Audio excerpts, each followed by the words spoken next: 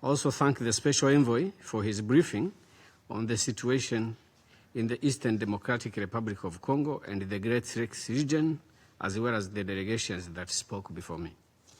I wish to commend the Secretary General and the Special Envoy for accurately reflecting in paragraph 14 through to 21 of the report the ongoing diplomatic efforts aimed at achieving a peaceful resolution of the crisis in the Eastern DRC. I would like to recall paragraph 14, which notes, and I quote, "In March, the United States launched an initiative to facilitate a political solution to the crisis between the Democratic Republic of the Congo and Rwanda, in consultation with the state of Qatar. The process culminated in the signing on 27th of June in Washington, D.C., of a peace agreement by the Ministers of Foreign Affairs of the Democratic Republic of Congo and Rwanda. The agreement built on a declaration of principles signed by the two ministers on the 25th of April and the concept of operations, CONOPS, for the harmonized plan on the neutralization of FDLR and the disengagement of forces elaborated in the framework of the Angola-led Rwanda process in October 2024. The parties committed to a prohibition of hostilities, respect for the sovereignty and territorial integrity of both states, the cessation of support to armed groups, the disengagement, disarmament, and conditional integration of non-state armed groups, peaceful dispute resolution, the return of refugees and internally displaced persons, as well as establishment of a joint security cooperation mechanism and a joint oversight committee. The agreement also committed the parties to advancing the implementation of Security Council Resolution 2773. End of quote. Mr. President, I particularly quoted this because it went into the detail that this Security Council needs so that we can harmonize our interventions here with what our two countries have agreed on how to resolve the problem between us.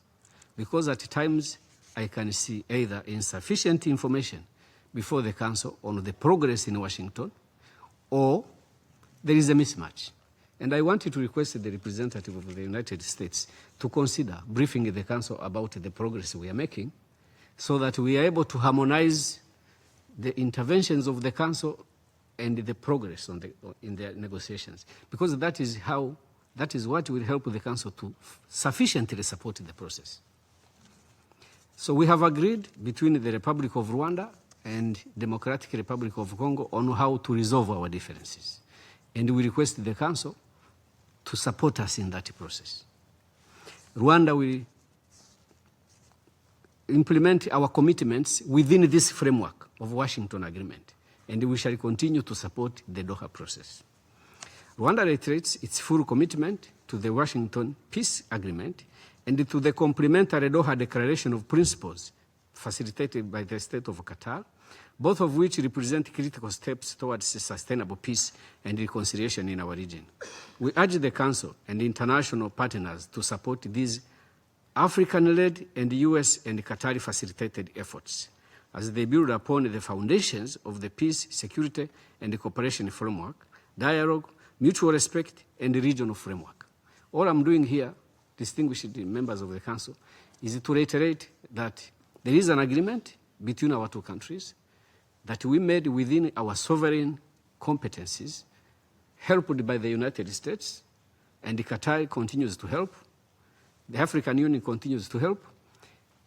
We need your support. And we need you to give us the chance to implement the agreement as it is, and not to intervene in a way that may complicate that process or create deviations. So there is a need for that harmonization. Finally, as I conclude, I note the report and the way it has reported on hate speech, on the question of FDLR, which is not a question about resources. It is a question about the existential threat it poses on Rwanda through its intent to commit genocide and its past when it was involved in the genocide. The question of the presence of mercenaries, the situation of refugees that have been in refugee camps for the past 28 years, none of these owned a mining site. These people who were cattle grazing, cattle, that was their lifestyle. But they have been in refugee camps for 28 years. And the attacks on civilian areas in Minembwe in particular, and the continued targeting of hate speech to Tutsis in the area of Uvira and in other parts of the DRC. On all these points, because we have been here before the Council not long ago, Rwanda stands with the submissions we made before the Council. I thank you, Mr. President.